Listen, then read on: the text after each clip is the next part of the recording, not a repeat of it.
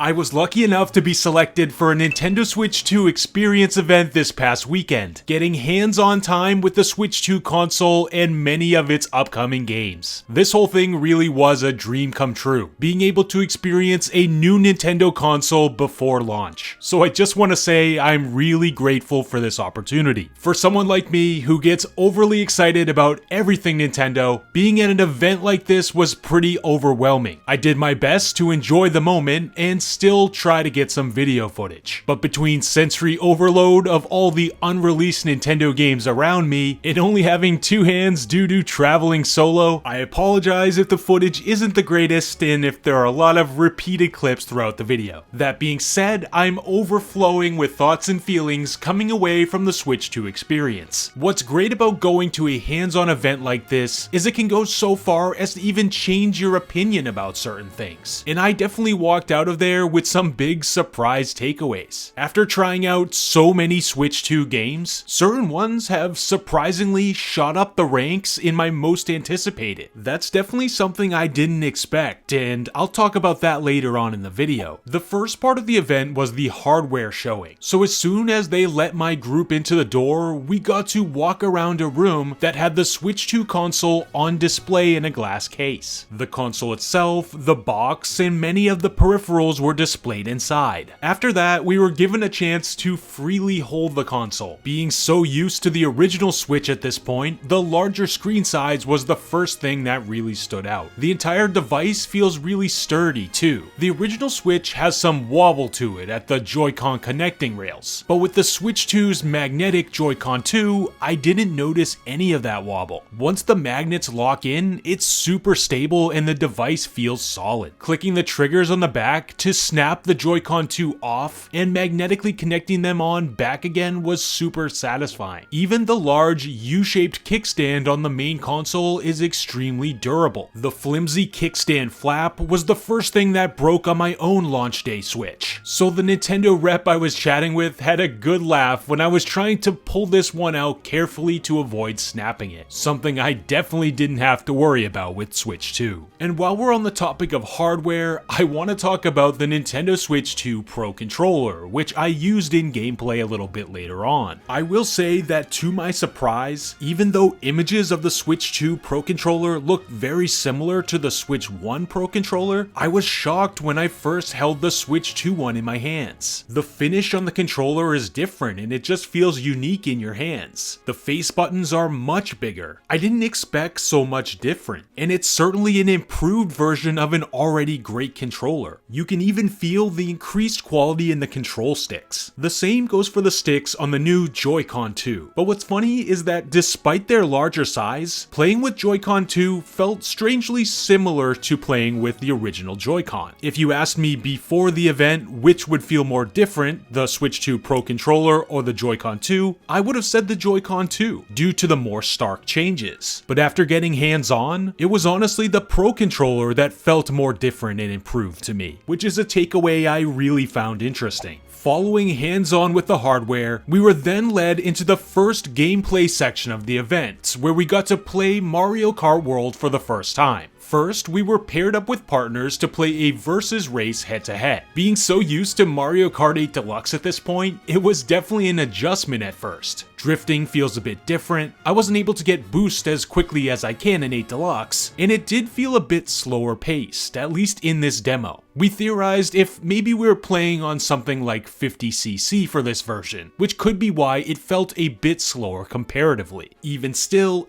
every single race was a blast. From checking out all the new courses, to playing as some of the new racers like Goomba and Cow, and trying out some of the new mechanics like riding on rails. New course Boo Cinema really stuck out to me as being a new, very original feeling track, and new elements were coming at me from every which way, like the new Ice Flower and Feather items, or even getting my character morphed into Peepa after one of my opponents got a hold of the Kamek item. In this session, we also got to play a bit in handheld mode, and what I will say is that the picture quality on the Switch 2 screen is crystal clear. I noticed the difference in display quality from the original Switch right away. It looked gorgeous. It's incredible that this level of game quality is going to be available on the go, and seeing it in person for the first time was definitely a wow moment. Next, we got taken to a different section to get a small but very exciting taste of free roam. I was set loose into the world along with 24 other live players in my group. It was awesome to see the other players racing around this massive world map, and to explore some of it for myself. I don't think it really hits you how big this world is until you set out to explore it. I of course knew going in that this was going to be open world drive anywhere Mario Kart, but I don't think I quite understood what that really meant until now. Even in my short time playing, I was consistently mind blown. From things like the various landmarks I came across, boosting up ramps and taking flight over things like a massive waterfall and sky islands, and driving off cliffs into massive free falls down below. It was unlike anything I've ever done before in a Mario Kart game. Once all players were ready, all 24 of us were pitted against each other in the new mode Knockout Tour. This mode extends across several courses, and with each lap, some of the last place racers are knocked out each time. It's definitely an adrenaline rush fighting to survive and stay in the race as each knockout gate comes into view. I had some close calls to getting eliminated, but I'm pretty proud to say that I was the champ of my Knockout Tour group, so that's a pretty good feeling. It was a ton of fun and we had some good cheers at the end with an excited group of players, and that was definitely a great memory from this event. Knockout Tour concluded the Mario Kart World section, and next we moved on to Donkey Kong Bonanza. It just keeps getting better because this game was so much fun. I mean, I spent a good amount of time just smashing things, exploring underground,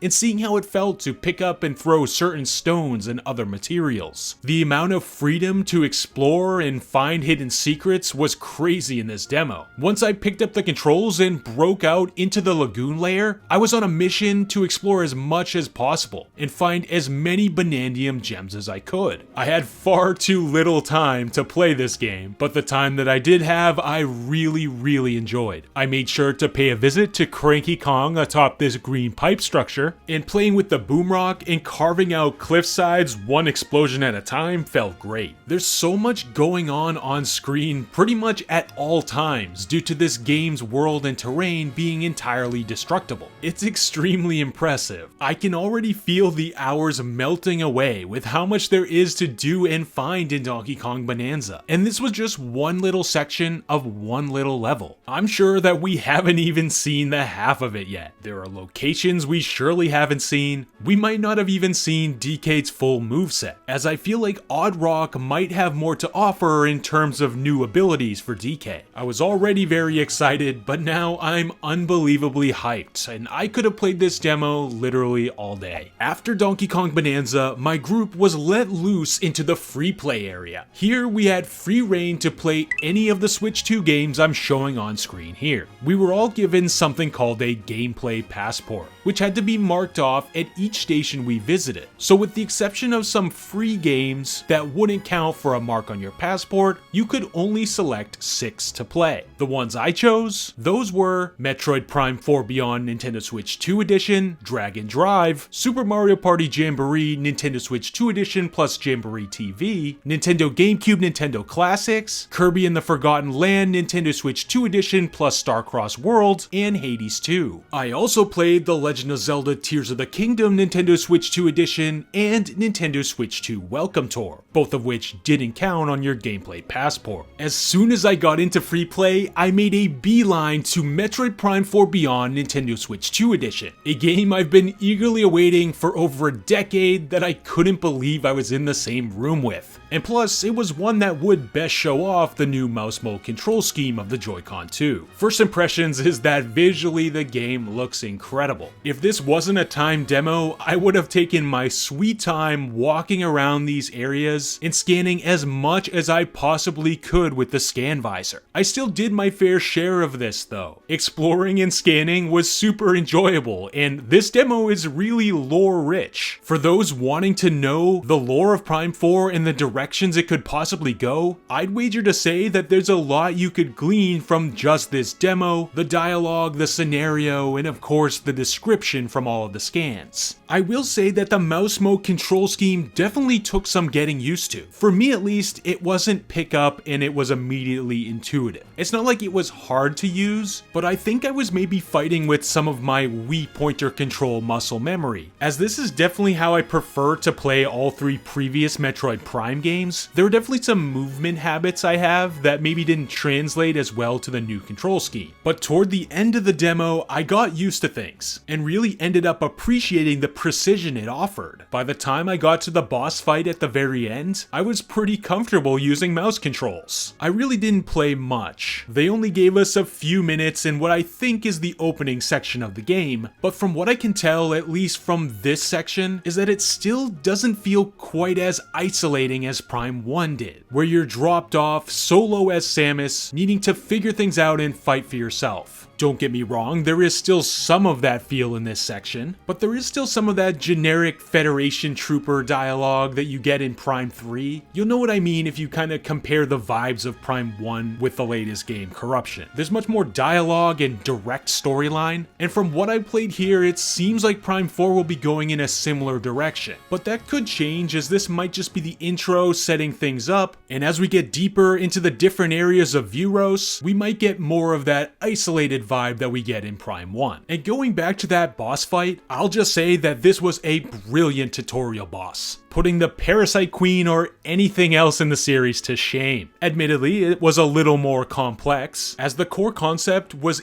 aiming at 4 different glowing spots on its body, knocking those all out to expose a weak spot on its stomach. What I thought was so great about the boss is how it attacked you and forced you to dodge those attacks. It had a fast beam which required you to dodge with a dashing strafe. It had a wave with space below it that forced you to go into Morph Ball to dodge, and then it had a higher wave that forced you to space jump to dodge it. It was a great test of execution of the controls, and fighting this boss was one of the other highlights of the event for me. Metroid Prime 4 Beyond is looking incredible so far. The gameplay was fun, and it might be one of the most beautiful games Nintendo has ever created. Next, I went right over to the Legend of Zelda Tears of the Kingdom Nintendo Switch 2 edition. First, I was handed a Nintendo Switch 2 console in handheld mode and played through some of the Great Sky Island tutorial. It was great to see this game looking and running so good in the handheld form factor, and my 5 minutes with it melted away. After that, I switched over to a different save file in docked mode. Here I had all abilities unlocked and was able to fast travel to check out some of those improved loading times. For me, the best parts are this faster loading, which will allow for more seamless gameplay experience, and just how this incredible world is now so smooth and the environments pop. I immediately warped to a tower and did a tower skydive to take it all in around me. I unfortunately ran out of time and didn't get to play Breath of the Wild, but I did watch people play plenty of it. Here's some footage of someone fighting Calamity Ganon in this demo, which I thought was pretty impressive. One of the games I was most curious about was Dragon Drive, the new Nintendo IP. I sat down with a group of 5 others and played through a guided tutorial. Controlling the vehicle with Joy-Con 2 in both hands felt really good and natural. Everything is done in mouse mode orientation, and each hand controls one of the wheels on each side of the vehicle. After a while, I was getting the hang of scooting around the arena, and before long, we ended up in a 3v3 live game against my group. It was a really fun competitive experience, although I did feel that in the live basketball setting, the controls were a little bit disorienting. Moving around felt pretty good, but I wasn't sure about shooting. The shot motion is intuitive enough, but it seems tough to line up a good shot with the control options we have. But maybe that's just a learning curve because it was only my first few minutes playing. This was really fun for a demo, and it was a blast playing a live 3-on-3 with a live group. But I wonder what kind of legs the full game will have and how much more will be on offer. I think Dragon Drive has a lot of potential, but I'm not fully sold on this one either way quite yet. I also very much wanted to try out the Nintendo Switch 2 camera. And that of course was with Super Mario Party Jamboree Switch 2 Edition plus Jamboree TV. I was guided through the Jamboree TV section, where we played a series of camera-focused minigames. This is something that again was very fun in this type of setting with a lot of live people around. I was pulled into a group of 4 competing in minigame challenges 2 versus 2. I'll admit it was amusing seeing myself on screen inside a Mario Party game, and it's great how you can see all the other players' facial expressions without having to look away from the screen. That's something that's going to work great with online play as well, and the game does a great job with this type of stuff. There's so much fun and charm. Some of these games were super simple, like waving your fist above your head to hit a question block and collect as many coins as you can, or moving your head around to balance a stack of Goombas on top of your head. I really liked that one. That was actually my favorite one. The one I didn't really like was a how loud you can scream minigame, where literally all you had to do was be the loudest screamer in the room. But really, this was a good encapsulation of that pure Nintendo fun and joy, and the Nintendo rep guiding us through was great as well. The Switch 2 edition of Super Mario Party Jamboree is something I'm actually higher on coming off of trying it. In between the camera stuff which I demoed, the new mouse control minigames, and everything else I'm sure it's going to have on offer, I can't wait to see what more is in store. Next was Nintendo GameCube Nintendo Classics, the new Nintendo Switch Online Plus expansion pack offering that's going to be available at launch of the console. There were 4 games that were playable during this experience. Those were The Legend of Zelda The Wind Waker, F-Zero GX, Soul Calibur 2, and Super Mario Strikers. Each one is how you remember, and it feels really great to have these games on Nintendo Switch in some form. I managed to try out F-Zero, Wind Waker, and Soul Calibur 2, a little bit of each, but unfortunately I didn't get to play Super Mario Strikers as my demo time ran out. And that wasn't the smartest choice either, because out of the 4 titles, this was the only one that won't be available at launch on June 5th.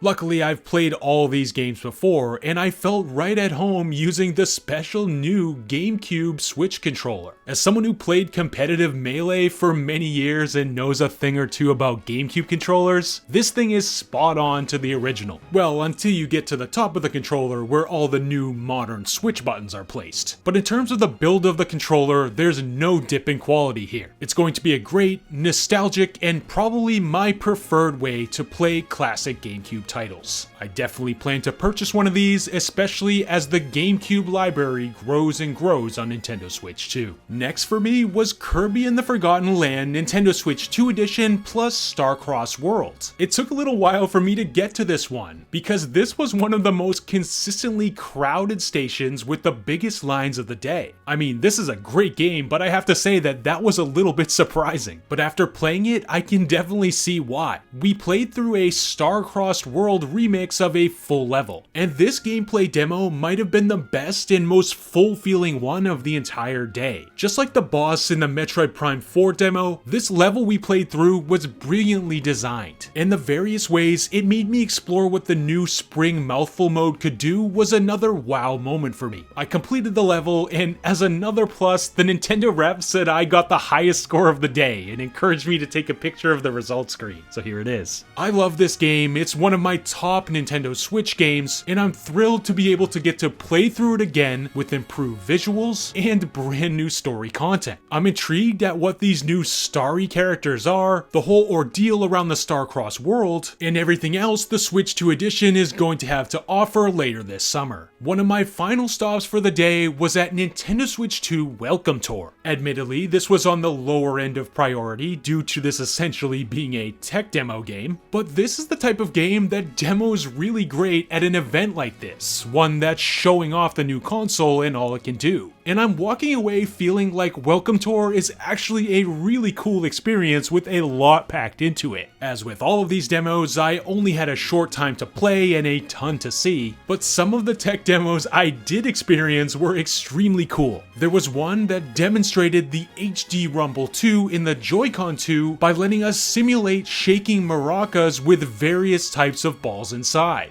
First, there was shaking them with what felt like beads inside, then the rumble changed to simulate what felt like a rubber ball inside of them. This is something that really only translates via the hands-on, so it's hard to explain other than I really feel like they captured the depth of this feeling. What I'm really excited for though about Switch 2 Welcome Tour is the gold medal high score type challenges that are built in. These were addicting to achieve. For example, I tried the mouse mode one, fell just short of the gold medal time, and decided to try it right over again to achieve that top level score. It looks like there'll be plenty of these addicting little challenges like this, which to me makes this seem like it's going to be a great game to play around the time of launch, to relax and learn about the console, while at the same time slowly checking off boxes and accomplishments, eventually 100%ing the game like a checklist. This is the type of thing I love, especially at the start of a new hardware generation when there's so much to learn about. I'm much more excited about Switch 2 Welcome Tour after getting a hands-on with it. Is it a game I'll revisit later on into this generation? Definitely not. But I definitely will be buying it when I get the console and exploring all it has to offer. Is it my most anticipated title? No. But it's absolutely a worthy one, especially after my time trying it here. And that just about concludes my experience. I'll talk more about it in future videos, I'm sure, but I wanted to get some rapid fire thoughts out there just to express all these feelings I have swirled up shortly after the event. Once again, I'm incredibly grateful to Nintendo for putting together an event like this for the fans, and I'm glad to have been a part of it to help celebrate this console launch. It's crazy because I walked into this event probably most excited for Metroid Prime 4 Beyond. If you asked me then, that's what I would have said. And it's not like that game disappointed, not at all. But after playing Mario Kart World and Donkey Kong Bonanza, I immediately understand why these were chosen to be the flagship early games for the console. I've already said it in this video, but these were the two demos I literally could have sat there all day and played, especially Mario Kart World, which I think was game of the show for me. It's not like I wasn't excited for it, but for me, Mario Kart is primarily a multiplayer thing, and I much prefer single player games. That's why I would have said I'm more excited for Metroid, and I still might be, honestly. But my eyes were really open to Mario Kart World today. And as much as I love Mario Kart and always have, I feel like this game is a different level. The free roam part really blew me away, and seeing all the new mechanics play out in front of me was just so fascinating. I can't wait to get this game in my hands and spend hours learning all of it. It's really an exciting time and it's a little bit overwhelming, but I'm thrilled to have taken the first steps and have tried Nintendo Switch 2 and demos for many of its early games. It will be a long month or so before the full release, but good things take time, I guess. I'm even hungrier for this new console generation now that I've tried it a bit than I was previously. And I urge anyone who's watched this video to let me know your thoughts, let me know if you've played the console yet, and how are you feeling about everything. Thanks for watching the video as always, everyone, and I'll see you all in the next one.